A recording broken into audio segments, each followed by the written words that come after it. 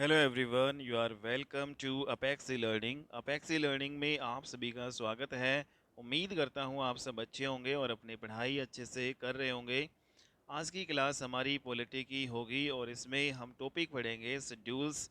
जो अनुसूचियाँ हमारी संविधान में कितनी हैं उन सभी के बारे में आज की क्लास में हम डिस्कस करेंगे।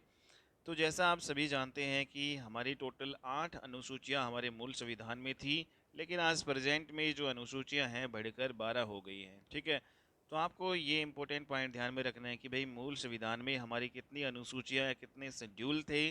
तो कुल मिलाकर 8 हमारी अनुसूचियां शेड्यूल होते थे, लेकिन आज प्रेजेंट में आपकी जो अनुसूचियां हैं ये +4 जो आपकी टोटल 12 आपकी अनुसूचियां आपकी हो चुकी हैं। ठीक है, तो अनुसूचियाँ क्या होती है, क्या इसमें जो है लिखा जाता है। तो अनुसूची है उनका रिलेशन आपका आर्टिकल से ही होता है, इनका संबंध। जो बात हम आर्टिकल्स में नहीं लिख पाते उनको हम अनुसूची में लिख देते हैं, जो हमारे शेड्यूल होते हैं उनमें लिख देते हैं। ठीक है, तो जो भी आर्टिकल में बातें हम नहीं लिख पाते तो उनको हम शेड्यूल में लिख देते हैं। तो ये आपका जो है यहाँ पे मीनिंग है।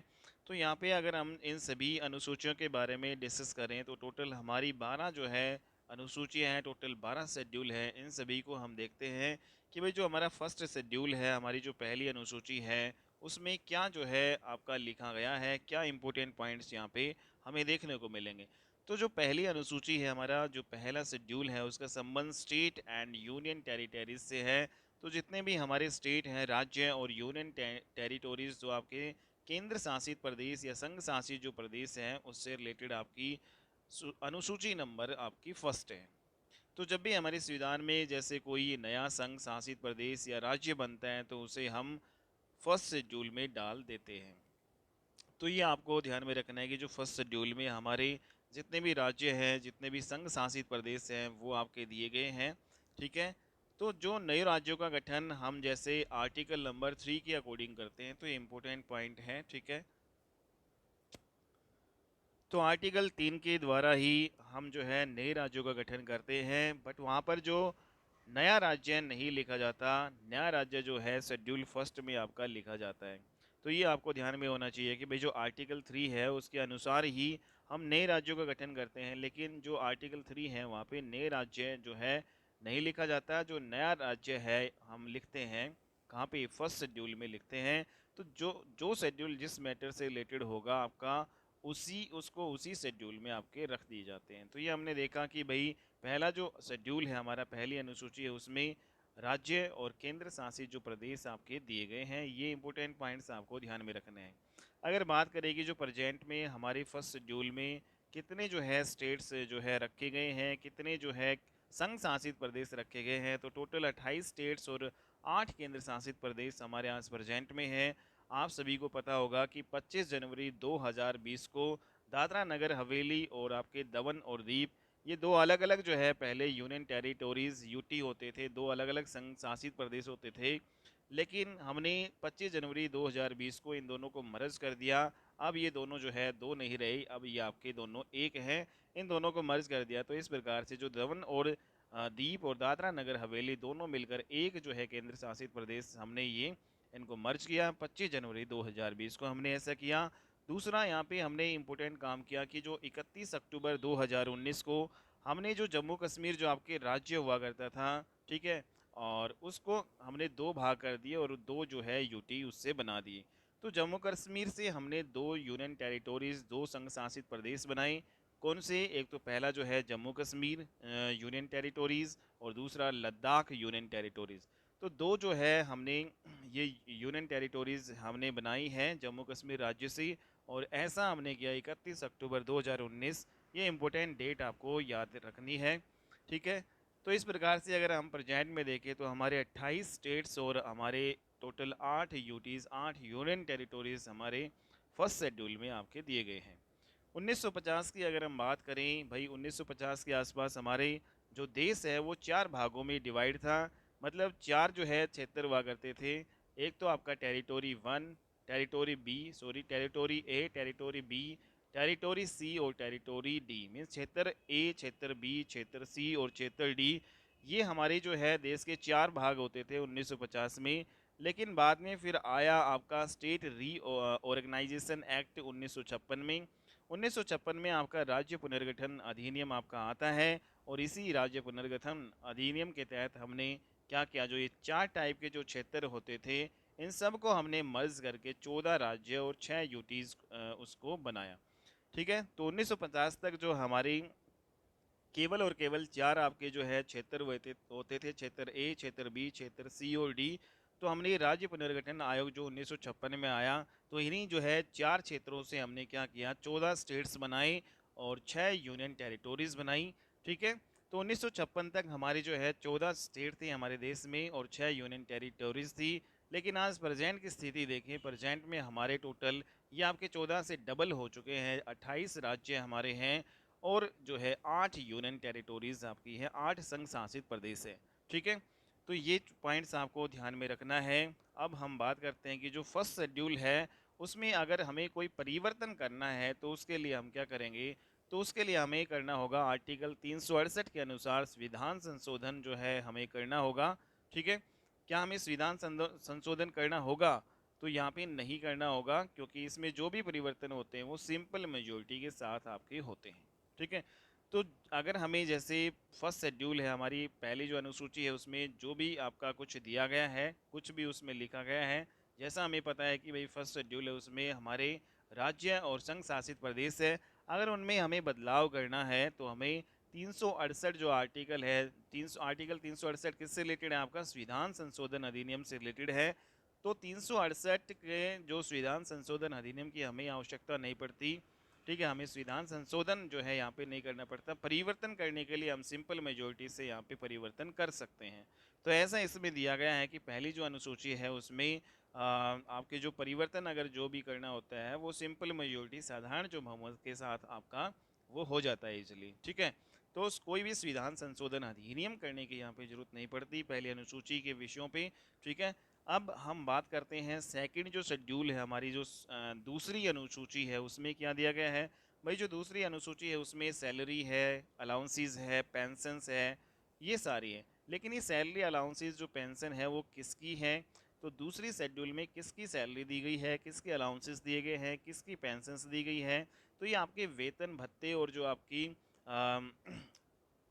पेंशन्स की बात करता है, तो यहाँ पे किसके वेतन भत्ते पेंशन की बात की गई है सेकंड शेड्यूल में। तो यहाँ पे सबसे इम्पोर्टेंट पॉइंट यहाँ पे हम देखते हैं कि जो हमारे प्रेसिडेंट है, हमारी जो है जो गवर्नर है डिफरेंट डिफरेंट स्टेट्स के। ठीक है, टोटल 28 स्टेट्स हमारे हैं, तो उन 28 स्टेट्स में जो भी आपके गवर्नर है, प्रेसिडेंट हमारे हैं, राष्ट्रपति, राज्यपाल जितने भी राज्यों में हैं।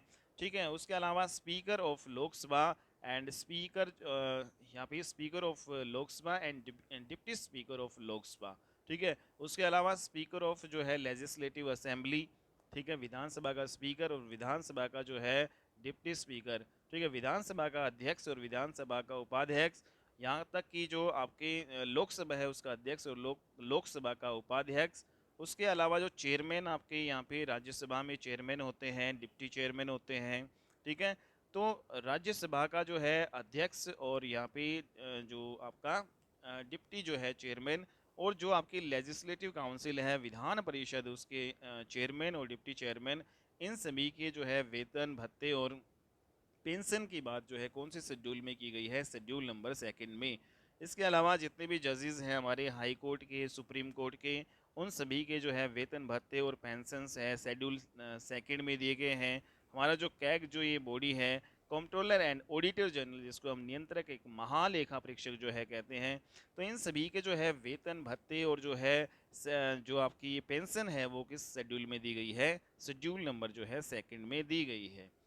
तो आप एक बार फिर से यहाँ पे देख सकते हो कि जो शेड्यूल नंबर सेकंड है उसमें किस किस के वेतन भत्ते और पेंशन दी गई है, प्रेसिडेंट की, governor of state, speaker of Lok Sabha and deputy speaker of Lok Sabha, speaker of जो आपका Vidhan Sabha legislative assembly and deputy speaker of जो है विधानसभा यहाँ पे लेजिस्लेटिव असेंबली। इसके अलावा चेयरमैन ऑफ राज्यसभा या फिर deputy chairman of Rajya Sabha, chairman of जो है legislative council and deputy chairman of legislative council, इन सभी के वेतन भत्ते दिए गए हैं। इसके अलावा जो है ऑल जजेस of high court and all जजेस ऑफ सुप्रीम कोर्ट के वेतन भत्ते और पेंशन दी गई है। कैग जो है कंट्रोलर एंड ऑडिटर जनरल, इन सभी की पेंशन, वेतन और भत्ते ये सारे के सारे हमारी कौन सी अनुसूची में जो है रखी गई है, ये आपकी है सेकंड शेड्यूल में, सेकंड अनुसूची में। तो यहाँ पे एक इम्पोर्टेंट नोट आपका ये है कि जो वाइस प्रेसिडेंट होता है, हमारा जो उपराष्ट्रपति होता है, ठीक है, तो उपराष्ट्रपति जो है वो आपका वाइस प्रेसिडेंट ऑफ इंडिया को उसके पद के रूप में कभी भी जो है वो वेतन नहीं मिलेगा, हमेशा उसको मिलेगा चेयरमैन ऑफ राज्यसभा के रूप में वेतन, ठीक है। तो जो राष्ट्रपति होता है, हमारा जो वाइस प्रेसिडेंट होता है, तो उसको कभी भी वाइस प्रेसिडेंट ऑफ इंडिया मतलब भारत का उपराष्ट्रपति पद के रूप में उसे कभी भी वेतन नहीं मिलता, ठीक है। उपराष्ट्रपति को हमेशा राज्यसभा का जो अध्यक्ष के रूप में, राज्यसभा उसका पदेन अध्यक्ष के रूप में हमेशा सैलरी मिलती है, ठीक है। उपराष्ट्रपति को अपने जो पद उपराष्ट्रपति के जो है रूप में सैलरी नहीं मिलती है। तो ये आपको इम्पोर्टेंट पॉइंट यहाँ पे ध्यान में रखना है, ठीक है। अब बात करते हैं हम शेड्यूल नंबर 3 की। तीसरा जो हमारा शेड्यूल है, तीसरा हमारा जो अनुसूची है, उसमें क्या दिया गया है, तो इसमें शपथ की बात करता है ये। तो जितनी भी जो शपथ हैं, तो किस किस की जो है शपथ इसमें शामिल है, तो यहाँ पे जितने भी मिनिस्टर हैं यूनियन गवर्नमेंट की, मीन्स संघ सरकार, जो हमारी सेंट्रल गवर्नमेंट के जितने भी मंत्री हैं, उसकी जो है शपथ किस में दी गई है, शेड्यूल नंबर 3 में दिया गया है। इसके अलावा all members of Lok Sabha and Rajya Sabha, तो लोकसभा के जितने भी सदस्य होते हैं, राज्यसभा के जितने भी सदस्य होते हैं, उन सभी की जो शपथ है वो आपके कौन से शेड्यूल में दी गई है, आपके शेड्यूल नंबर 3 में। इसके अलावा जो कंट्रोलर एंड ऑडिटर जनरल है, जो इसकी जो ये भी शपथ है, इसके बारे में भी जो है शेड्यूल 3 में मेंशन है, ठीक है। जितने भी जजेस हैं सुप्रीम कोर्ट के, उन सभी की शपथ आपकी दी गई है 3rd शेड्यूल में। तो यहाँ पे जो हाई कोर्ट के जो जजेस हैं, उनकी शपथ भी इसी 3rd शेड्यूल में है। All minister of state government, state government के जितने भी मिनिस्टर हैं, उनकी शपथ भी शेड्यूल 3rd में है। All members of legislative assembly and legislative council, तो लेजिस्लेटिव असेंबली, विधानसभा और विधान परिषद के जितने भी जो है सदस्य हैं, उन सभी की जो शपथ के बारे में शेड्यूल नंबर 3rd में जो है मेंशन किया गया है, ये आपको ध्यान में रखना है। लेकिन शेड्यूल 3rd में जो है शपथ किस किस की शामिल नहीं है, वो हम अगर बात करें, तो यहाँ पे जो हमारे प्रेसिडेंट हैं, हमारे राष्ट्रपति, ठीक है, और हमारे जो वाइस प्रेसिडेंट है, उपराष्ट्रपति, और जितने भी जो स्टेट है उनके गवर्नर, जो राज्यपाल हैं, इन सभी की जो शपथ है वो शेड्यूल नंबर 3rd में आपकी मेंशन नहीं है, ठीक है। तो यहाँ इनकी जो है शपथ फिर कहाँ पे दी गई है, तो जो प्रेसिडेंट है उसकी शपथ आपकी जो आर्टिकल नंबर जो आपका ये 60 आपका दिया गया है, ठीक है, आर्टिकल नंबर 59, तो इसमें प्रेसिडेंट की जो है ओथ के बारे में यहाँ पे दिया गया है। वाइस प्रेसिडेंट की जो ओथ है वहाँ पे ये आर्टिकल नंबर 69 में आपकी मेंशन है, ठीक है। और आर्टिकल नंबर 159 किससे रिलेटेड है, जितने भी राज्य हैं उनके गवर्नर हैं, उनकी शपथ के बारे में आर्टिकल नंबर 159 में आपका दिया गया है। तो ये इंपॉर्टेंट पॉइंट यहाँ पे आपको ध्यान में रखना है कि किस किस जो है कि शेड्यूल नंबर 3rd में आपकी शपथ नहीं दी गई है, तो president, vice president and governor of states, बल्कि बाकी जो आपके ये इम्पोर्टेंट जो है जैसे all minister of union government, संघ सरकार के जितने भी मंत्री हैं, यहाँ पे all minister of state government, हमारी जो स्टेट गवर्नमेंट हैं जितने भी, ठीक है, स्टेट्स में जो गवर्नमेंट है, उन सभी के जो मिनिस्टर हैं, मीन्स राज्य सरकार के जो भी मंत्री हैं, केंद्र सरकार के जो भी मंत्री हैं, यहाँ तक कि जो लोकसभा और जो आपकी यहाँ पे लोकसभा और राज्यसभा के जो सदस्य हैं, यहाँ पे जो विधानसभा और विधान परिषद के जो सदस्य हैं, और कैग है, कंट्रोलर एंड ऑडिटर जनरल, जितने भी जज हैं सुप्रीम कोर्ट के और हाई कोर्ट के, तो इन सभी की शपथ के बारे में मेंशन है शेड्यूल नंबर 3rd में। ओके, अब हम आगे बढ़ते हैं। हमारा जो है अनुसूची नंबर जो है 4th, शेड्यूल नंबर 4 है। इसमें क्या दिया गया है, इसमें राज्यसभा की सीटों का आवंटन के बारे में आपका दिया गया है, allocation of states in Rajya Sabha. तो राज्यसभा की जो सीटों का आवंटन जो है किस प्रकार से होगा, वो आपका शेड्यूल नंबर 4 में दिया है। क्या लोकसभा की सीटों का आवंटन भी जो है इसमें दिया गया है, तो बिल्कुल नहीं। तो लोकसभा की सीटों का आवंटन यहाँ पे नहीं दिया गया है, तो केवल और केवल यहाँ पे राज्यसभा की जो सीटों का आवंटन की बात करता है हमारा शेड्यूल नंबर 4, हमारा जो है 4th अनुसूची। तो सीटों का बंटवारा भारत में जो है आपका, जैसे आप जानते हैं, जनसंख्या के आधार पर जो है सीटों का बंटवारा होता है। तो राज्यसभा की जो सीटें हैं भाई, किस राज्य में कितनी जो है सीटें होंगी, जैसे यहाँ पे यूपी है, उसमें 31 सीटें हैं, ठीक है, और यहाँ पे तमिलनाडु है, ठीक है। इसके अलावा महाराष्ट्र में 19 है। ठीक है। अगर हम हरियाणा की भी बात करें तो हरियाणा में 5 राज्यसभा की जो है आपकी सीटें हैं। तो इस प्रकार डिफरेंट डिफरेंट स्टेट में जो राज्यसभा की जो सीटें हैं उनकी बंटवारा की बात आपका शेड्यूल नंबर 4 आपका इसमें दिया गया है। ठीक है। और ये जो सीटों का बंटवारा है वो जनसंख्या के आधार पर होता है, मतलब जिस स्टेट में जितनी जनसंख्या होगी उसके अकॉर्डिंग ही वहाँ पे राज्यसभा की सीटें होंगी। जैसे अगर हम यहाँ पे यूपी की बात करें तो यूपी में सर्वाधिक जो है जनसंख्या है हमारे देश में, तो यहाँ पे राज्यसभा की जो सीटें हैं वो सबसे ज़्यादा भी हैं, आपकी 31 सीटें आपकी राज्यसभा की हैं। ठीक है। तो ये हमें आपको इम्पोर्टेंट पॉइंट ध्यान में रखना है। यहाँ पे अगर हम बात करें कि जो लोकसभा की सीटों का जो आवंटन हमारे संविधान में कहीं पर नहीं दिया गया है। ठीक है। तो हमारे संविधान में लोकसभा की जो सीटों का आवंटन नहीं दिया गया है, बल्कि जो राज्यसभा की सीटों का जो आवंटन है वो 4th शेड्यूल में दिया गया है, चौथी अनुसूची में दिया गया है। बट लोकसभा की जो सीटों का आवंटन है वो जन प्रतिनिधित्व कानून आपका 1950 में आया। ठीक है।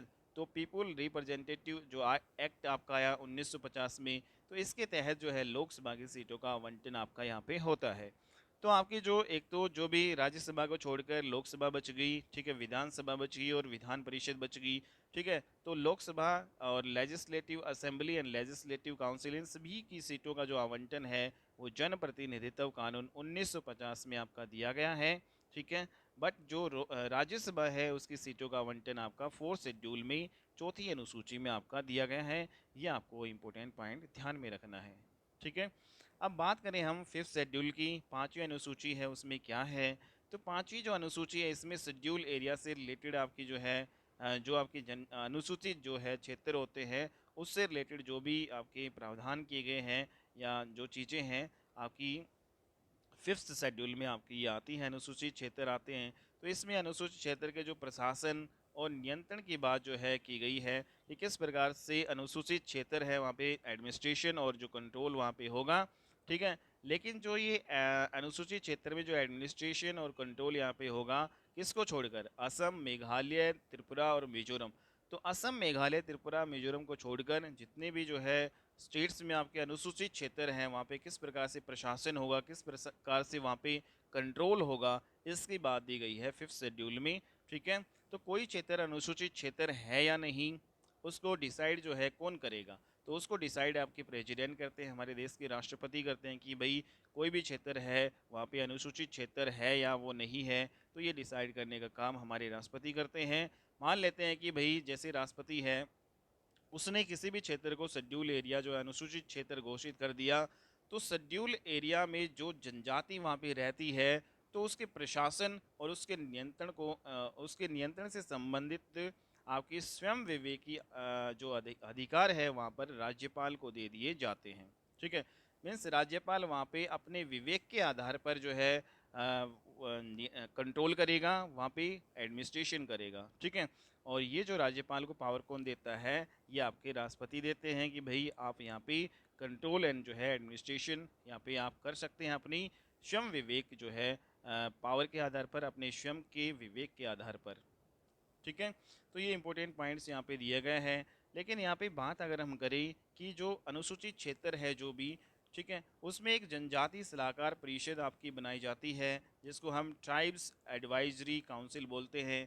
ट्राइब्स एडवाइजरी काउंसिल जो जनजाति सलाहकार परिषद होती है यहाँ पे अनुसूचित क्षेत्र आप में वहाँ पे बना दी जाती है। ठीक है। तो ये कौन बनाते हैं, राष्ट्रपति बनाता है। तो जो भी जनजाति सलाहकार परिषद है, ट्राइब एडवाइजरी काउंसिल कौन बनाते हैं, राष्ट्रपति। और इसमें जो है जो सदस्य होते हैं इस परिषद में, जनजाति सलाहकार परिषद में टोटल 20 सदस्य होते हैं, जिसमें 3/4 सदस्य हैं वो लेजिस्लेटिव असेंबली जो आपकी विधानसभा में जो आपके बैठते हैं, यहाँ जो विधानसभा जो है से ही ये आपके लिए जाते हैं। तो ये आपको ध्यान में रखना है कि भाई जो जनजातीय सलाहकार जो परिषद है उसका जो गठन कौन करता है, राष्ट्रपति के द्वारा ही बनाई जाती है। इसमें 20 सदस्य होते हैं और इस 20 सदस्य में जो है जो 3/4 जो सदस्य लेजिस्लेटिव असेंबली में आपके ये बैठते हैं, ये आपको ध्यान में रखना है। नेक्स्ट जो जनजातीय सलाहकार जो परिषद ये आपकी होती है तो जनजातियों के रिगार्डिंग राज्यपाल को ये सलाह देती है। ठीक है। तो ये समिति है ये किसको जो है सलाह देती है, तो ये आपके राज्यपाल को देती है क्योंकि वहाँ पे जो राज्यपाल का ही कंट्रोल और जो है आपका एडमिनिस्ट्रेशन होता है। ठीक है। तो राज्यपाल को ही ये समिति क्या कर देती है, सलाह देती है, ठीक है, कोई भी रिपोर्ट है उसकी सलाह देती है। अगर यहाँ पे जो संसद ने अनुसूचित क्षेत्र में जनजातियों के लिए कोई कानून बनाया है, तो जनजातियों के लिए संसद के कानून को राज्यपाल द्वारा रिजेक्ट भी किया जा सकता है। क्योंकि राज्यपाल है, उसको स्वयं विवेक की पावर वहाँ पे दे दी जाती है, तो राज्यपाल है उस कानून को यहाँ पे रिजेक्ट भी कर सकता है। अगर संसद ने, ठीक है, हमारी जो पार्लियामेंट ने अनुसूचित क्षेत्र से रिलेटेड जो जनजातियों के लिए कोई भी जो है लॉ बनाया है, तो उसको जो है रद्द करने का, उसको रिजेक्ट करने का अधिकार यहाँ पे राज्यपाल को दिया गया है। ठीक है, नेक्स्ट यहाँ पे अगर बात करें कि जो पैसा एक्ट 1996 आया, ये भी आपका पांचवी अनुसूची से रिलेटेड है। ठीक है, तो शेड्यूल एरिया में आज आज प्रेजेंट में जो है शेड्यूल एरिया आपके अनुसूचित जो क्षेत्र है वो 10 स्टेट्स में है। ठीक है, तो 10 राज्यों में आपके क्या है, शेड्यूल एरिया है आपका। छठी अनुसूची की बात करते हैं। अब छठी जो अनुसूची में क्या दिया गया है, तो जैसा कि हमने देखा कि पांचवें अनुसूची में असम, मेघालय, त्रिपुरा और मिजोरम को छोड़कर जो भी आपके जनजातीय अनुसूचित क्षेत्र वहाँ पे थे उससे रिलेटेड थी। लेकिन जो छठी अनुसूची है वो केवल और केवल आपके असम, मेघालय, त्रिपुरा और मिजोरम के जनजातीय क्षेत्रों से रिलेटेड है। ठीक है, तो असम, मेघालय, त्रिपुरा और मिजोरम के जनजातीय क्षेत्रों के प्रशासन और नियंत्रण से जो रिलेटेड आपकी छठी अनुसूची है। तो यहाँ पे क्या होता है, यहाँ पे जो छठी अनुसूची में एटोनोमस डिस्ट्रिक्ट जो आपके स्वायत्त जिले बनाए जाते हैं, और ये स्वायत्त जिले किसके द्वारा बनाए जाते हैं, यहाँ पे गवर्नर जो आपका राज्यपाल होता है उसके द्वारा। तो एटोनोमस डिस्ट्रिक्ट स्वायत्त जिले बनाए जाते हैं गवर्नर के द्वारा। तो जहाँ पर स्वायत्त जिले होते हैं वहाँ पर एटोनोमस डिस्ट्रिक्ट काउंसिल मीन्स स्वायत्त जिला परिषद यहाँ पे बना दी जाती है। तो जहाँ जहाँ भी जो आपके ऑटोनोमस डिस्ट्रिक्ट या स्वायत्त ज़िले होते हैं वहाँ वहाँ स्वायत्त जिला परिषद या ऑटोनोमस डिस्ट्रिक्ट काउंसिल बना दी जाती है। और ये क्या करती है, जो वहाँ पर जनजातियों से संबंधित कल्याण के लिए राज्यपाल को सलाह देती है। ठीक है, तो ये समिति ही स्वायत्त जिला परिषद होती है, वहाँ पे जनजातियों से रिलेटेड कल्याण के बारे में भाई जो आपका राज्यपाल प्रमुख होता है वहाँ पे उसको सलाह देती है। ठीक है, तो ये इसका काम है। तो स्वायत्त जिला जो आपकी परिषद है, ऑटोनोमस डिस्ट्रिक्ट जो काउंसिल होती है, इसमें कितने सदस्य होते हैं, 30 सदस्य होते हैं जो गवर्नर जो के द्वारा नॉमिनेट किए जाते हैं, वहाँ के लोगों से ही में से ही ये जो है नॉमिनेट किए जाते हैं। तो ये आपको ध्यान में रखना है कि जो ऑटोनोमस डिस्ट्रिक्ट में जो 30 सदस्य होते हैं वो गवर्नर के द्वारा ही जो है आपकी नॉमिनेट किए जाते हैं। गवर्नर एक नोटिफिकेशन के द्वारा वहाँ पर स्वायत्त जिलों जो जो भी है स्वायत्त जिला है उसको घोषित करता है। ठीक है, तो स्वायत्त जिला घोषित कौन करता है, गवर्नर के द्वारा ही नोटिफिकेशन जारी करके। तो गवर्नर किसी ऑटोनोमस डिस्ट्रिक्ट का क्षेत्र घटा भी सकता है, बढ़ा भी सकता है, या फिर दो ऑटोनोमस जो डिस्ट्रिक्ट हैं उनको जोड़कर एक नया जो है स्वायत्त जिला भी बना सकता है। ये ऐसी पावर इसको दी गई है। ठीक है, तो जो भी आपके ऑटोनोमस जो स्वायत्त जो जिले हैं उनको घटाना, बढ़ाना, और दो जो है स्वायत्त जिले उनको जोड़कर एक करना या मर्ज करना, उनको उन सभी ये कौन कर सकता है, राज्यपाल आपका कर सकता है। तो यहाँ पे हमने देखा कि जो इस क्षेत्र में जो है पंचायतों के रूल यहाँ पे काम नहीं करते हैं जनजातीय क्षेत्र में। ये हमारा छठा शेड्यूल था। अब हम पढ़ेंगे सातवां शेड्यूल, सातवीं अनुसूची के बारे में। सातवीं अनुसूची, इसमें क्या है, इस सातवीं अनुसूची में लिस्ट दी गई हैं, जो भी सूचियां होती हैं वो आती हैं। जैसे कि आप जानते हैं कि भाई हमारे जो है संविधान में 3 सूचियां बनाई गई हैं, संघ सूची, राज्य सूची और समवर्ती सूची। ठीक है, जिसको हम जो है यूनियन लिस्ट और स्टेट लिस्ट और कॉन्करेंट लिस्ट हम कहते हैं। तो जो ये आपकी सूचियां हैं ये आपके 7th शेड्यूल में दी गई है। तो यहाँ पे हम बात करें कि भाई हमारे देश में संघात्मक व्यवस्था है, जैसे कि आप सभी जानते हैं फेडरल सिस्टम वाला देश हमारा देश है, जहाँ पर संघात्मक व्यवस्था होती है वहाँ पे डिवीजन ऑफ पावर्स की बात होती है। मीन्स जहाँ संघात्मक व्यवस्था होती है वहाँ पे क्या होता है, शक्तियों का विभाजन होता है, और जहाँ शक्तियों का विभाजन होता है वहाँ पे आपकी सूचियाँ आपकी होती ही होती है। ठीक है, जैसे आप देखते हैं कि शक्तियों का विभाजन मीन्स केंद्र सरकार की पावर जो है कौन कौन सी शक्तियां हैं, राज्य सरकार के पास कौन कौन सी शक्तियां हैं। ठीक है, तो इस प्रकार से जहाँ पे आपका फेडरल सिस्टम जो है को अपनाने वाला देश है हमारा देश। ठीक है, जहाँ पे आपकी सेंट्रल गवर्नमेंट को अपने जो स्वतंत्र अधिकार दिए गए हैं, और जो स्टेट गवर्नमेंट है उसको अपने जो है खुद के अधिकार जो है पावर्स दी गई है। ठीक है, तो जो सूचियां अगर हम देखें तो 7 शेड्यूल में 3 टाइप की आपकी सूचियां हैं, 3 टाइप की लिस्ट हैं, यूनियन लिस्ट, स्टेट लिस्ट और कॉन्करेंट लिस्ट, जिसको संघ सूची, राज्य सूची और समवर्ती सूची हम कहते हैं। तो अब हम बात कर लेते हैं कि जो ये सूची है इनमें कितने कितने विषय दिए गए हैं। भाई यूनियन लिस्ट है उसमें कितने विषय दिए गए हैं, स्टेट लिस्ट में कितने विषय हैं और समवर्ती सूची है इसमें कितने विषय दिए गए हैं, और इन विषयों पर जो है कानून बनाने का अधिकार किन किन को है वो हम चर्चा करेंगे अभी। तो आप देख रहे हैं कि भाई जो आपकी यूनियन लिस्ट है, जो आपकी संघ जो है सूची है, पहले उसमें 97 विषय हुआ करते थे, लेकिन इसमें 2 विषय आपके जीएसटी से रिलेटेड वो हटा दिए गए। ठीक है, स्टार्ट में जो है आपके थे फिर 100 वे 2 विषय जीएसटी से रिलेटेड हटा दिए गए, तो अब कितने रह गए, प्रेजेंट में 98 जो है विषय ही आपकी यूनियन लिस्ट में आपकी संघ सूची में दिए गए हैं।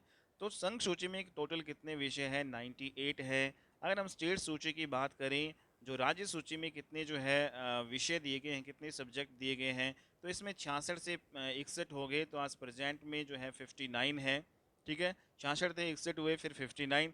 प्रेजेंट की बात करें तो संघ सूची में 98 हैं, और स्टेट लिस्ट है उसमें, जो राज्य सूची है उसमें 59 विषय दिए गए हैं। कॉन्कुरेंट जो लिस्ट है हमारी, जो समवर्ती सूची है, उसमें आज प्रेजेंट में टोटल कितने हैं, 52 विषय आपके दिए गए।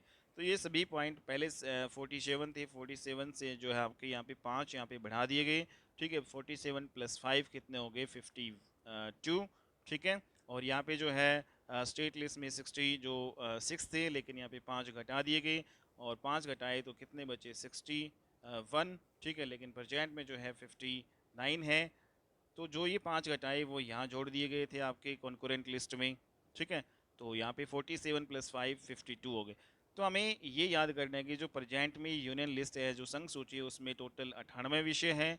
राज्य सूची जो स्टेट लिस्ट है उसमें 59 विषय हैं, और जो हमारी कॉन्करेंट लिस्ट जो समवर्ती सूची है उसमें टोटल 52 विषय आपके दिए गए हैं। ठीक है, तो इन सभी को हम देख लेते हैं। जैसा कि आप यहाँ पे देख रहे हैं कि जो स्टेट लिस्ट में हमारे जो 5 विषय थे, 5 जो सब्जेक्ट थे,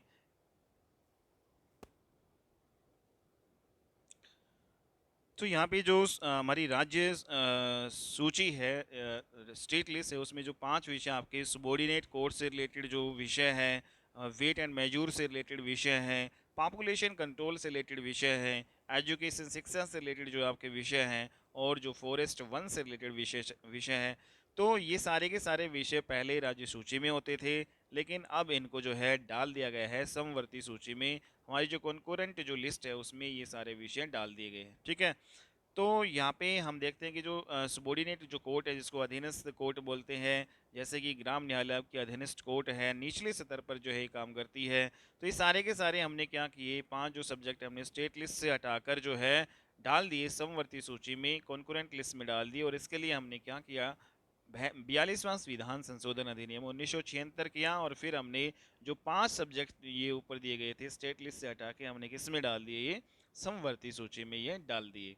तो संघ सूची है उसमें जो भी आपके सब्जेक्ट आते हैं उन पर कानून बनाने का अधिकार केवल और केवल सेंट्रल गवर्नमेंट का आपका होता है। ठीक है, जो भी यूनियन लिस्ट में जो भी आपके 98 विषय आते हैं, तो इन सभी 98 विषय पर कानून बनाने का अधिकार सेंट्रल गवर्नमेंट का है, केंद्र सरकार का है। राज्य सूची है उसमें जितने भी आपके विषय आते हैं 59। ठीक है, तो इन सभी पर जो है कानून बनाने का अधिकार किसका है, राज्य सरकार का है। लेकिन जो समवर्ती सूची है उसमें जितने भी जो आपके सब्जेक्ट आते हैं भाई, ठीक है, 52, तो उसमें जो कानून बनाने का अधिकार आपका किसका है, सेंट्रल गवर्नमेंट का भी है और स्टेट गवर्नमेंट का। तो ये आपको ध्यान में रखना है कि भाई जो यूनियन गवर्नमेंट में जितने लिस्ट जो सब्जेक्ट आते हैं उन पे कानून बनाने का अधिकार सेंट्रल गवर्नमेंट का है। स्टेट लिस्ट में जितने भी सब्जेक्ट आते हैं कानून बनाने का अधिकार स्टेट गवर्नमेंट का है। और जो कॉन्करेंट लिस्ट समवर्ती सूची है उसमें जितने भी विषय आते हैं उन पर कानून बनाने का अधिकार central government and state government दोनों का है। बट अल्टीमेट जो है पावर जो है वो अथॉरिटी किसको दी गई है, सेंट्रल गवर्नमेंट को। हालांकि जो है सेंट्रल और स्टेट गवर्नमेंट दोनों ही कानून बना सकते हैं समवर्ती सूची के विषयों पर, लेकिन जो पावर जो है अल्टीमेट जो अथॉरिटी है वो सेंट्रल गवर्नमेंट को दी गई है। तो यहाँ पे जो अगर हम देखें कि जो अवशिष्ट विषय क्या होते हैं, जो रेजिड्यूरी विषय जो है आपके सब्जेक्ट्स होते हैं वो क्या होते हैं, तो जो यहाँ पे हमने देखा कि जो विषय किसी भी लिस्ट में आपके नहीं होते हैं वो विषय क्या कहलाते हैं, अवशिष्ट विषय कहलाते हैं। ठीक है, भाई जो विषय आपके यूनियन लिस्ट में भी नहीं है, स्टेट लिस्ट में भी नहीं है और कॉन्करेंट लिस्ट में भी नहीं है, वो सारे के सारे क्या कहलाते हैं, रेजिडुरी सब्जेक्ट्स आपके कहलाते हैं। तो इन पे कानून कौन बनाएगा? इन पे कानून बनाने का अधिकार सेंट्रल गवर्नमेंट का ही होता है, केंद्र सरकार का ही आपका यहाँ पे होता है। अब हम बात कर लेते हैं कि जो यूनियन लिस्ट है उसमें जो 98 जो विषय थी, ठीक है, पहले ये 100 थी, फिर 98 हुए, प्रेजेंट में 98 है। तो यूनियन लिस्ट में जो 98 विषय हैं, इन पे कानून बनाने का अधिकार सेंट्रल गवर्नमेंट का है। कौन कौन से वो विषय हैं? तो जो आपके यूनियन लिस्ट में दिए गए हैं, तो संघ सूची है उसमें कौन कौन से विषय दिए गए हैं, जैसे रेलवे से रिलेटेड जो भी कानून है वो सेंट्रल गवर्नमेंट बनाएगी। फॉरेन पॉलिसी, जो विदेशी जो है नीति है, विदेश नीति है, उससे रिलेटेड जो भी कानून है वो कौन बनाएगी? सेंट्रल गवर्नमेंट बनाएगी। सिटीजनशिप है, जो नागरिकता के मामले पे जो कानून बनाने की अल्टीमेट अथॉरिटी है किसको है? वो सेंट्रल गवर्नमेंट को है। सेंसस जो हमारा सूचकांक है भाई, ठीक है, जनसंख्या से रिलेटेड, तो ये भी जो है इस पे कानून बनाने का, या फिर इस उसके अलावा जो आपकी करेंसी से रिलेटेड जो भी करेंसी है भाई, मुद्रा से रिलेटेड जो भी आपके कानून है वो सेंट्रल गवर्नमेंट बनाती है, ठीक है। जो भी करेंसी हमें छापनी होती है भाई, हमारे इंडिया की रुपए करेंसी है, तो यहाँ ये सारी आपकी यूनियन लिस्ट में आती है। बैंकिंग जो सेक्टर हो गया, बैंकिंग हो गया, शेयर मार्केट है, वो आपका यूनियन लिस्ट में आएगा, ठीक है। आपका इंश्योरेंस से रिलेटेड हो गया, टेलीकॉम से रिलेटेड, इनकम टैक्स है, उसके अलावा कॉपरेशन जो आपका कोऑपरेटिव जो टैक्स हो गया, कॉरपोरेशन टैक्स हो गया, फॉरेन जो है लोन आपका हो गया, डिफेंस आपका हो गया, एटॉमिक एनर्जी हो गया, पोस्ट ऑफिस सेविंग्स जो आपके हो गई, ठीक है, वार एंड पीस आपका युद्ध और शांति से रिलेटेड, और यहाँ पर RBI, reserve bank of India. तो ये सारे के सारे जो हैं आपके यूनियन लिस्ट के विषय हैं, सारे के सारे संघ सूची के विषय हैं। इन पे कानून बनाने का जो है अधिकार केवल और केवल जो है सेंट्रल गवर्नमेंट का आपका है, ठीक है। नेक्स्ट बात करें कि जो राज्य सूची है, तो स्टेट लिस्ट है के जो सब्जेक्ट हैं उनमें कौन कौन से आते हैं, जैसे आपकी राज्य सूची के विषय में आपके पब्लिक ऑर्डर है, लोक व्यवस्था राज्य सूची का विषय है। इसमें जो लोक व्यवस्था जो पब्लिक ऑर्डर है, उस पर कानून बनाने का अधिकार राज्य सरकार का होता है, ठीक है। लोकल जो गवर्नमेंट है, हमारी स्थानीय सरकारें, जिसमें पंचायतें, नगर पालिका वगैरह, ये सारी चीज़ें आती हैं, ठीक है। जिला जो है जिला पंचायत हो गया आपका, ठीक है। तो ये सारी की सारी लोकल गवर्नमेंट में आती है। इनमें जो है जो कानून बनाने का अधिकार है केवल और केवल जो है स्टेट गवर्नमेंट का है। तो ये आपके स्टेट गवर्नमेंट के विषय माने जाएंगे, स्टेट लिस्ट में आपके आएंगे, ठीक है। नेक्स्ट जो है एग्रीकल्चर हो गया, कृषि से संबंधित जो भी आपका कानून वगैरह बनाना है वो स्टेट गवर्नमेंट करती है। इरिगेशन, सिंचाई से रिलेटेड जो आपका, ठीक है, तो ये सिंचाई मई आपका जैसे ये आ जाएगा, कृषि है वो कौन सी जो आपका विषय है, तो ये स्टेट लिस्ट का जो आपका है सब्जेक्ट, या फिर यूनियन लिस्ट का है, या फिर कॉन्करेंट लिस्ट का, जो कृषि है ये आपका स्टेट लिस्ट का विषय है, ठीक है। ये राज्य सूची का आपका विषय है। इरिगेशन जो सिंचाई है वो किसका विषय है? सिंचाई आपका आ जाएगा राज्य सूची का विषय, राज्य सरकार के पास। मतलब आपको ये देखना है कि भाई जो राज्य सरकार के विषय हैं, इन पे राज्य सरकार ही आपके कानून बना सकती है, सेंट्रल गवर्नमेंट का इसमें यहाँ पे कोई मुख्य रूप से रोल नहीं होता है। पब्लिक हेल्थ से रिलेटेड जो भी कानून जो है बनाना स्टेट लिस्ट का, स्टेट गवर्नमेंट का काम होता है, ठीक है। और उसके अलावा यहाँ पे बैटिंग एंड गैम्बलिंग, जिसको हम कहते हैं कि भाई जुआ और सट्टा, ठीक है, तो इससे रिलेटेड भी आपका ये स्टेट जो लिस्ट का विषय है, ठीक है, राज्य सूची का विषय है ये। सैनिटेशन, स्वच्छता के मामले में जो भी काम करने हैं राज्य की सरकार को करने हैं वहाँ की, ठीक है। एग्रीकल्चर का जो भी टैक्स वगैरह लगाना है, फिशरीज़ है जो मछलियाँ, मछली पालन वगैरह, उससे रिलेटेड भी स्टेट जो आपका लिस्ट का विषय है।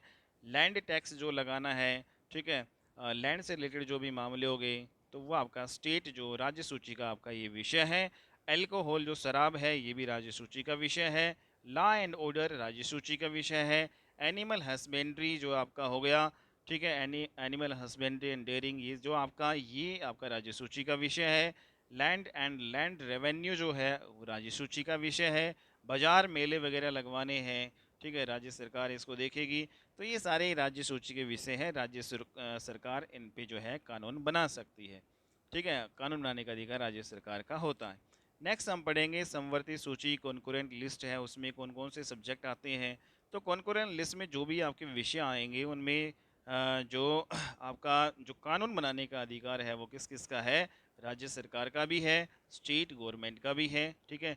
सेंट्रल जो गवर्नमेंट आपका केंद्र सरकार का भी। केंद्र और राज्य जो है दोनों सरकार का जो है यहाँ पे पावर दी गई है, लेकिन अल्टीमेट अथॉरिटी है वो किसकी होती है, केंद्र सरकार की होती है। ठीक है, तो अब बात करते हैं कि भाई जो कॉन्करेंट लिस्ट है, जो हमारी समवर्ती जो सूची है, उसमें कौन कौन से विषय आते हैं। सबसे इंपॉर्टेंट बात तो यही आती है, ठीक है, समवर्ती सूची के विषय कौन से हैं। तो जो शिक्षा है, एजुकेशन है, वो किसका है, समवर्ती सूची का विषय है। फॉरेस्ट जो है, वन है, ये भी समवर्ती सूची का विषय है। तो शिक्षा, वन समवर्ती सूची के विषय, इन पे कानून बनाने का अधिकार दोनों जो गवर्नमेंट को है, स्टेट एंड सेंट्रल दोनों जो है यहाँ पे कानून बना सकती हैं। इसके अलावा जो पॉपुलेशन जो कंट्रोल है, जनसंख्या जो वृद्धि है, ठीक है, या फिर जनसंख्या नियंत्रण and family planning, population control and जो है फैमिली प्लानिंग, ये भी विषय किसका है, कॉन्करेंट लिस्ट में आएगा आपका। ठीक है, तो दोनों ही सरकार जो है मिलके इस पे जो है काम करती है या रूल एंड रेगुलेशंस बनाती है, central government and state government. इसके अलावा आईपीसी, सीआरपीसी जो ये है इंडियन पैनल कोड, एंड यहाँ पे इसको कोड ऑफ क्रिमिनल प्रोसीजर जो आपका ये है सीआरपीसी, तो इससे रिलेटेड जो है भी आपके कानून दोनों ही सरकार मिलकर यहाँ पे बनाती है। ठीक है, वेट एंड मेजर से रिलेटेड भी जो भी आपका यहाँ पे है वो समवर्ती सूची का विषय है। न्यूज़पेपर होगी, ठीक है, राज्य और केंद्र सरकार का विषय है। मैगजीन्स भी हो गई, जितने भी बुक्स हो गई, ठीक है, तो दोनों मिलकर यहाँ पे रूल एंड रेगुलेशन बनाती है। इलेक्ट्रिसिटी जो है, बिजली का ये मामला जो है किस जो है विषय में आएगा, तो यूनियन लिस्ट का विषय है या फिर स्टेट लिस्ट का विषय है या फिर ये आपका कॉन्करेंट लिस्ट। तो ये आपका कॉन्करेंट लिस्ट का आपका आएगा। बिजली जो है, इलेक्ट्रिसिटी, कॉन्करेंट लिस्ट का विषय है, समवर्ती सूची का विषय है। इसके अलावा जो है आपका सुबोर्डिनेट कोर्ट है, आपका अधीनस्थ जो न्यायालय होती है, ठीक है, जैसे ग्राम न्यायालय है, अधीनस्थ न्यायालय आपकी है, सोशल एंड इकोनॉमिकल जो प्लानिंग है, ठीक है, ये सारे के सारे जो है समवर्ती सूची के विषय हैं। और इन पर जो है कानून बनाने का अधिकार किसको है, केंद्र और राज्य सरकार दोनों को है। ठीक है, बट अल्टीमेट जो है पावर जो है सबसे ज़्यादा किसको दी गई है, केंद्र सरकार के पास ज़्यादा पावर होती है। तो यहाँ पे हमने देखा कि जो 7वीं अनुसूची है में अगर हमें कोई बदलाव करना है, तो हम बदलाव करेंगे आर्टिकल नंबर 368 के अनुसार। हमें जो है संविधान संशोधन अधिनियम करना पड़ेगा, तब जाके जो है 7वीं अनुसूची में बदलाव हो पाएगा। लेकिन आपके जो बाकी के जितनी भी अनुसूचियाँ हो गई, उनमें 368 के अनुसार यहाँ पे हम बदलाव नहीं करेंगे, केवल और केवल सिंपल मेजोरिटी से यहाँ पे हम बदलाव करेंगे, ये आपको ध्यान में रखना है। ठीक है, तो 7वीं अनुसूची में जो भी आपका जो बदलाव करना है, हमें 7वीं अनुसूची से रिलेटेड जो भी हमें बदलाव करना है, तो वो बदलाव हम कैसे करेंगे भाई, 368 के संविधान संशोधन अधिनियम के द्वारा हम बदलाव करेंगे। बट जो भी आपकी अनुसूची बाकी बची, 7वीं अनुसूची के अलावा टोटल हमारी 12 अनुसूचियां हैं, 7वीं अनुसूची को छोड़कर बाकी जो आपकी टोटल 11 बच गई। ठीक है, तो 11 जो अनुसूची है, इसमें जो हम बदलाव करेंगे तो वो सिंपल मेजोरिटी से आपका हो जाएगा। ठीक है, साधारण जो बहुमत। नेक्स्ट जो अनुसूची हम पढ़ेंगे, 8वीं अनुसूची। 8वां जो शेड्यूल है, इसमें क्या है, इसमें हमारी भाषाएं दी गई है, हमारे देश में कितनी भाषाएं हैं।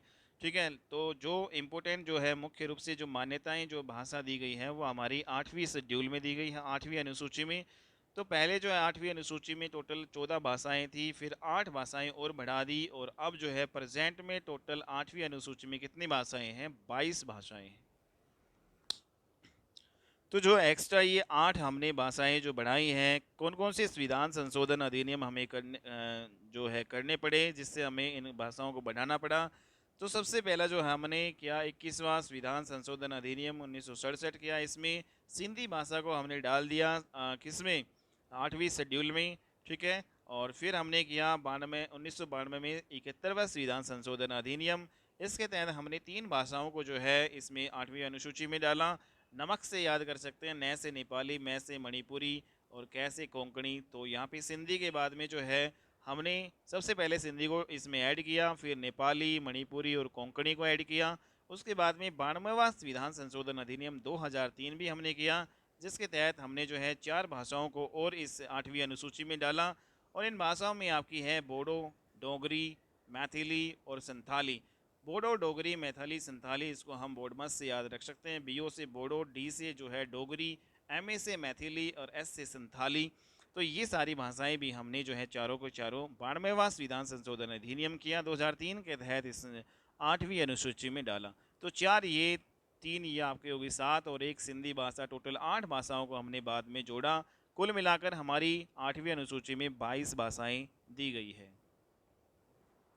लेकिन अगर बात करें कि क्या इन 22 भाषाओं में अंग्रेज़ी, राजस्थानी और भोजपुरी हैं, तो इन 22 भाषाओं में अंग्रेज़ी भी नहीं है, राजस्थानी भी नहीं है और भोजपुरी भी आपकी शामिल नहीं है। अगला हमारा जो शेड्यूल है 9th शेड्यूल 9वीं अनुसूची, तो इसमें क्या है, इसमें लैंड रिफॉर्म से रिलेटेड जितने भी आपके भूमि सुधार से रिलेटेड जो भी चीज़ें हैं, मतलब भूमि से रिलेटेड जो भी चीज़ें हैं वो हमने डाल दिए सारे 9वीं अनुसूची में।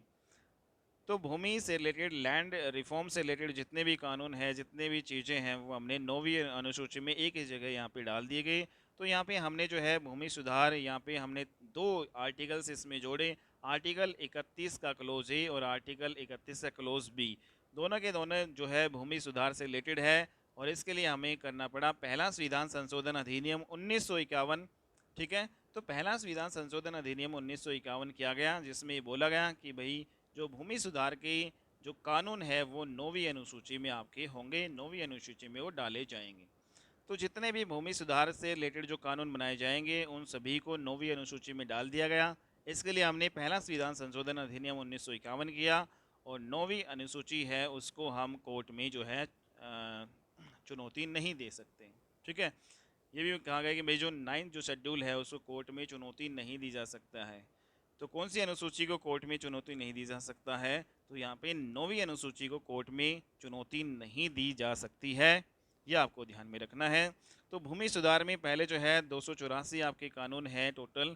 ठीक है, और इसमें अगर देखें कि भाई कौन कौन से भूमि सुधार से रिलेटेड आपके केसेस आए सुप्रीम कोर्ट में, तो यहाँ पे सबसे पहले 1951 में ही देखने को मिला शंकरी प्रसाद केस, फिर उसके बाद में 1965 में देखने को मिला हमें सज्जन सिंह वाद केस, 1973 में फेमस जो आपका केशवानंद जो है केस हमें देखने को मिला, 1980 में आपका आया मिनर्वा मिल्स केस और 2007 में फिर आपका आया कोहिलो केस।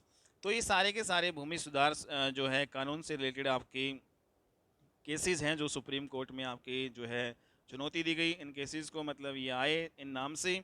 ठीक है, तो सारे के सारे भूमि सुधार अधिनियम से रिलेटेड आपके ये सारे केसेस हैं, इनको आपको ध्यान में रखना है।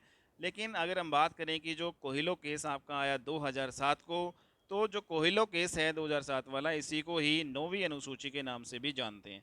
तो किस केस को 9वीं अनुसूची के नाम से जानते हैं, तो कोहिलो केस। तो कोहिलो केस में हुआ क्या था, इसमें ये हुआ कि भाई अगर कोई भी कानून है वो 9वीं अनुसूची में हमने डाल दिया है और वो केशवानंद जो है भारती जो है आपका केस के बाद वाला केस है, मीन्स केशवानंद केस की जो डेडलाइन आपकी ये आपकी 24 अप्रैल 1973, मतलब अगर कोई भी कानून हमने 9वीं अनुसूची में डाला है और वो केशवानंद केस मतलब यहाँ पे 24 अप्रैल 1973 के बाद का है, और दूसरा वो अगर आधारभूत ढांचे को जो है का उल्लंघन करता है, हमारे संविधान के जो भी आधारभूत ढांचे हैं उनका उल्लंघन करता है, तब कोहिलोवाद केस में ये बोला गया कि भाई वो जो केस है वो फिर किस में आएगा, जुडिशियल रिव्यू के दायरे में वो आपका आ जाएगा, न्यायिक समीक्षा के जो है दायरे में वो केस आपका आएगा। तो ये आपको इंपॉर्टेंट पॉइंट ध्यान में रखना है कि जो आपका कोहिलो केस में बोला गया कि भाई जो केशवानंद केस जो केस है उसकी डेडलाइन 24 अप्रैल 1973 के बाद का कोई भी केस है, अगर उसको 9वीं अनुसूची में डाला जाता है और वो आधारभूत ढांचे का उल्लंघन करता है तो वो न्यायिक समीक्षा के दायरे में आपका आएगा। ठीक है, ये इसमें बोला गया। 10वीं अनुसूची 10वां जो शेड्यूल है इसमें क्या है भाई, इसमें आपका है दल बदल कानून से रिलेटेड। दल बदल क्या है भाई, जो भी आपकी पॉलिटिकल पार्टी है, ठीक है, जैसे 2 पॉलिटिकल पार्टी है यहाँ पे, ये बीजेपी पॉलिटिकल पार्टी है और दूसरी आपकी कांग्रेस जो है आपकी पॉलिटिकल पार्टी है। तो यहाँ पे बीजेपी में अगर जैसे कोई भी सदस्य है, अगर वो छोड़कर इस जो है पार्टी में चला जाता है, मतलब इस दल में, मतलब इस दल को छोड़कर इस दल में चला जाता है, तो ये क्या माना जाएगा भाई, दल बदल कानून। ठीक है, मतलब इसने दल बदल लिया तो इसी को ही बोला जाता है दल बदल कानून। तो ये आपका कौन सी जो है अनुसूची में डाला गया, तो ये 10वीं अनुसूची में डाला गया। 10वीं अनुसूची दल बदल कानून से रिलेटेड है, एंटी डिफेक्शन जो है लॉ जिसको हम बोलते हैं।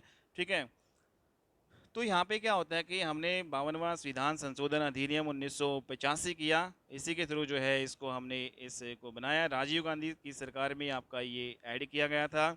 और राजनीतिक दल की सबसे पहले यहाँ पे इम्पोर्टेंट पॉइंट ये डिस्कस कर लेते हैं कि भाई जो दल बदल कानून है उसमें राजनीतिक दल की जो सदस्यता जो है कब उसमें यहाँ पे रद्द कर दी जाएगी या कब क्या होगा। तो यहाँ पे राजनीतिक दल के जो सदस्य, अगर कोई भी जो है व्यक्ति स्वेच्छा से किसी भी राजनीतिक दल की सदस्यता है वो अगर स्वेच्छा से अपनी इच्छा से छोड़ता है तो उस पर दल बदल कानून आपका लागू होगा। ठीक है।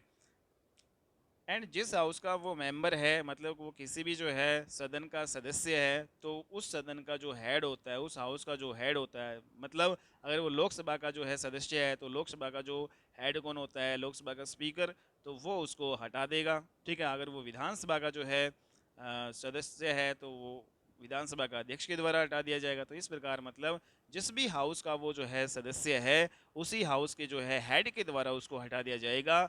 ठीक है, क्योंकि उसने दल बदल कर लिया। ठीक है, तो उस पर दल बदल कानून लागू आपका यहाँ पे होगा।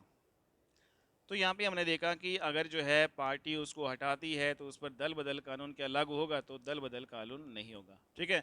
अगर किसी एक जो है पार्टी से दूसरी पार्टी में वो अपनी स्वेच्छा से जा रहा है ना, अपनी मर्जी से जा रहा है, तो दल बदल कानून लागू होगा। लेकिन अगर ये पार्टी ही इसको हटा देती है तो वहाँ पे दल बदल कानून लागू नहीं होगा। ठीक है। सेकंड पॉइंट यहाँ पे ये दिया गया है कि भाई पार्टी के विरोध में जाना। ठीक है, कोई भी व्यक्ति अगर पार्टी के विरोध में ही चला गया तो यहाँ पे पार्टी ने जो भी भाई गाइडलाइंस तय कर रखी है, तो क्या होता है कि भाई सभी जो नेताओं को उस गाइडलाइन को जो है मानना पड़ता है, उसको फॉलो करना पड़ता है, उसी पार्टी के पक्ष में बोलना पड़ता है। अगर आप उस पार्टी के विरोध में जो है बोलते हो तो कहीं ना कहीं आप दल बदल कानून आपके ऊपर लग सकता है। ठीक है। तो यहाँ पे जो है कई बार आपका क्या हो जाता है, व्हीप जो है यहाँ पे जारी हो जाता है, सचेतक जो है यहाँ पे जारी हो जाता है। तीसरा यहाँ पे दल बदल कैसे जो है आपका होगा, जैसे मनोनीत जो है सदस्य बनने के 6 महीने के बाद अगर आप किसी भी पार्टी में शामिल होते हैं तो भी आपके ऊपर दल बदल कानून आपका लागू होगा, दल बदल काम करेगा। ठीक है। अगर आप जो है मनोनीत सदस्य बन गए और 6 महीने के बाद आपने किसी भी पार्टी में शामिल आपके हो गए तो आपने दल बदल लिया। ठीक है, दल बदल कानून लागू होगा। चौथा पॉइंट यहाँ पे देखें कि भाई जो निर्दलीय जो आपके होते हैं, जैसे हम कोई भी व्यक्ति निर्दलीय खड़ा हो गया, ठीक है, लोकसभा में या फिर विधानसभा में, और वो जीत गया वहाँ से। ठीक है, तो वो निर्दलीय था, अगर वो किसी भी पार्टी को ज्वाइन कर लेता है तो इसका मतलब उसके ऊपर दल बदल का कानून यहाँ पे लागू होगा। ठीक है। तो निर्दलीय जीतने के बाद अगर दूसरी पार्टी में वो ज्वाइन करता है तब भी उस पर क्या होगा, दल बदल कानून लागू होगा। ठीक है। पांचवा पॉइंट यहाँ पे देखें, अगर किसी भी पार्टी के जितने सदस्य उसके जीते हैं, अगर वो 2/3 से कम, ठीक है, 2/3 से कम अगर दूसरी पार्टी में जो है आपके जाते हैं तो दल बदल कानून आपका लागू हो जाएगा यहाँ पे। ठीक है। भाई कोई भी पॉलिटिकल पार्टी है उसके जितने भी सदस्य हैं, जैसे कोई पॉलिटिकल पार्टी है उसके भाई जैसे 20 सदस्य आपके जीत गए, और ये 20 के 20 इस 20 के 2/3 से जो कम अगर किसी भी पार्टी में चले गए ना, तो वहाँ पे दल बदल कानून आपका लागू होगा। लेकिन अगर ये आपके 2/3 सदस्य या फिर 2/3 से ज़्यादा या 20 के 20 सारे चले गए तो वहाँ पे दल बदल कानून लागू नहीं होगा, बल्कि उस पार्टी का विलय माना जाएगा वहाँ पे। तो यहाँ पे क्या कह रहे हैं कि अगर किसी भी पार्टी के जितने भी सदस्य उसके जीते हुए हैं, अगर वो 2/3 से कम अगर किसी दूसरी पार्टी को ज्वाइन कर लेते हैं तो वहाँ पे दल बदल कानून लागू होगा। लेकिन अगर 2/3 या फिर 2/3 से ज़्यादा जो है उस पार्टी के सदस्य अन्य पार्टी में जाते हैं तो उसको दल बदल वहाँ पे लागू नहीं होगा, वहाँ पे पार्टी का विलय हो जाएगा। ठीक है, क्योंकि सारे के सारे ही चले गए लगभग, तो वहाँ पे पार्टी का विलय एक प्रकार से माना जाएगा, मतलब गठबंधन यहाँ पे हम कह सकते हैं। ठीक है। और जो ये आपका कानून आया 2/3 से कम वाला, ये आपका 91वां विधान संशोधन अधिनियम 2003 के तहत आपका ये हुआ था। ठीक है। तो ये बदलाव हुआ 91वां विधान संशोधन अधिनियम 2003 के तहत कि भाई 2/3 से कम अगर सदस्य हैं, किसी भी जो है पार्टी के जीते हुए सदस्य दूसरी पार्टी में चले जाते हैं तो वहां पे दल बदल कानून लागू होगा। नेक्स्ट यहाँ पे देखते हैं कि दल बदल कानून किस पर काम नहीं करता। तो यहाँ पे किस पे काम नहीं करता, ये इंपॉर्टेंट पॉइंट है। तो भाई जो लोकसभा का जो अध्यक्ष होता है या फिर लोकसभा का उपाध्यक्ष होता है, राज्यसभा का जो भी अध्यक्ष होता है या उपाध्यक्ष होता है, सभापति, ठीक है, यहाँ पे हम कह सकते हैं राज्यसभा का सभापति और उपसभापति। तो लोकसभा विधानसभा के जो अध्यक्ष या उपाध्यक्ष हो गए, ठीक है, और यहाँ पे राज्यसभा या फिर विधान जो है लेजिस्लेटिव जो काउंसिल यहाँ पे है, राज्यसभा और विधान परिषद के जो आपके सभापति और उपसभापति, यहाँ पे हम कह सकते हैं, तो इनके ऊपर दल बदल कानून लागू नहीं होगा। ठीक है, तो ये आपके हेड हो गए, तो इन पे जो है दल बदल कानून लागू नहीं होगा। सारे के सारे ये क्या है, हेड है, हर एक जो है सदन के, हर एक हाउस के ये हेड है। तो हमने यहाँ पे देखा कि जो एक आपका की हो तो हो लोहान केस आपका आया 1992 में, कि हो तो हो लोहान केस 1992 में आया, और इसमें बोला गया कि भाई दल बदल कानून भी आपका जुडिशियल रिव्यू के दायरे में आपका आएगा। ठीक है, तो दल बदल कानून भी आपका क्या आता है भाई, न्यायिक समीक्षा के दायरे में आती है। ठीक है, ये आपको ध्यान में रखना है। और इसमें कौन से केस में ऐसे बोला गया था कि हो तो हो लोहान केस आपका 1992 में इसमें कहा गया था। अगली जो अनुसूची है हमारी 11वीं अनुसूची, 11वां शेड्यूल, इसमें क्या है भाई, इसमें जो आपका 73वां संविधान संशोधन अधिनियम 1992 में आपका हुआ, इसके थ्रू हमने क्या किया कि जो पंचायतें हैं, पंचायतों की शक्तियों को इसमें जोड़ दिया गया, और इसमें कुल मिलाकर जो आपके 29 विषय आते हैं। और हम देखते हैं कि भाई जो पंचायतें हैं वो आपके भाग नंबर 9 में है। आर्टिकल की बात करें तो आर्टिकल 243 से लेकर 243 के ओ तक जो है आपकी पंचायतों से रिलेटेड आर्टिकल है। ठीक है, तो 73वां संविधान संशोधन अधिनियम 1992 में हमने किया, और उसी के थ्रू पंचायतों को जो है हमने पंचायतों को जो है पावर दी गई, और इसमें जो है जोड़ा गया। तो ये आपकी पंचायतें से रिलेटेड आपका, ये पंचायतों से रिलेटेड आपका जो ये आपका किसमें है, 11वीं अनुसूची में। 12वीं अनुसूची में क्या है फिर, 12वीं अनुसूची में 74वां संविधान संशोधन अधिनियम 1992 के तहत ही नगर पालिकाओं को शक्ति दी गई। ठीक है, ये नगर पालिकाओं की शक्तियों से रिलेटेड है आपका भाई, नगर पालिकाओं की क्या क्या जो है पावर्स होगी, और नगर पालिकाओं से रिलेटेड 18 विषय हैं, और जो आपकी पंचायतों से रिलेटेड 29 विषय हैं।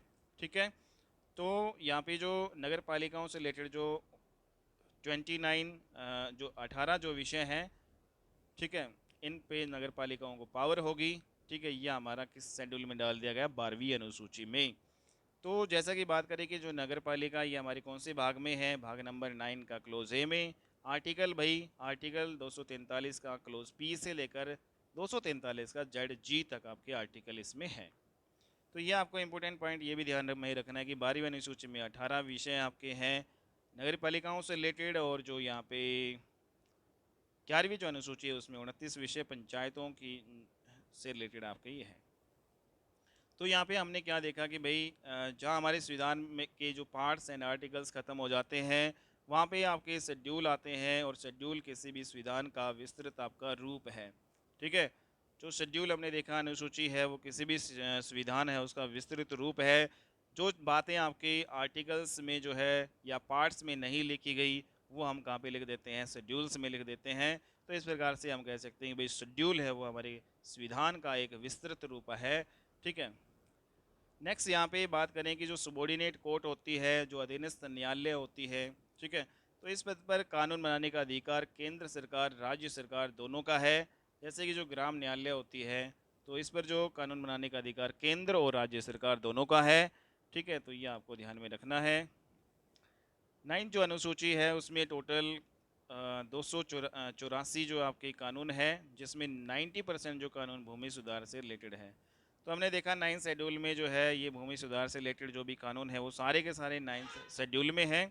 ठीक है, और 9 शेड्यूल है उसको कोर्ट में चुनौती नहीं दी जा सकती। तो यहाँ पर 284 विषय हैं जो भूमि सुधार से रिलेटेड आपके ये हैं कानून। ठीक है, 284 कानून। तो ये हमने जो है पूरे शेड्यूल्स आज की क्लास में कर लिए हैं।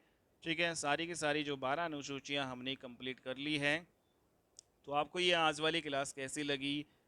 अगर आपको ये क्लास अच्छी लगी तो प्लीज़ इस चैनल को जो है इस वीडियो को लाइक कीजिएगा। ठीक है, और इस वीडियो को ज़्यादा से ज़्यादा शेयर कीजिएगा, और चैनल को सब्सक्राइब जो है करना मत भूलिएगा दोस्तों। ठीक है, तो प्लीज़ सब्सक्राइब द चैनल ताकि हमें ज़्यादा से ज़्यादा मोटिवेशन मिले, और इसी तरह जो है आप लोगों के लिए हम क्लासेस लाते रहें। ठीक है, और आप अगर किसी भी कंपटीशन एग्ज़ाम की तैयारी कर रहे हैं तो आप हमारे चैनल के साथ जुड़कर यहाँ पे बेहतरीन जो है कंटेंट के साथ बेहतरीन अपनी तैयारी कर सकते हैं। तो आज की क्लास में इतना ही, नेक्स्ट क्लास में मिलते हैं हम और अच्छी वीडियो के साथ। तब तक के लिए बाय एंड टेक केयर।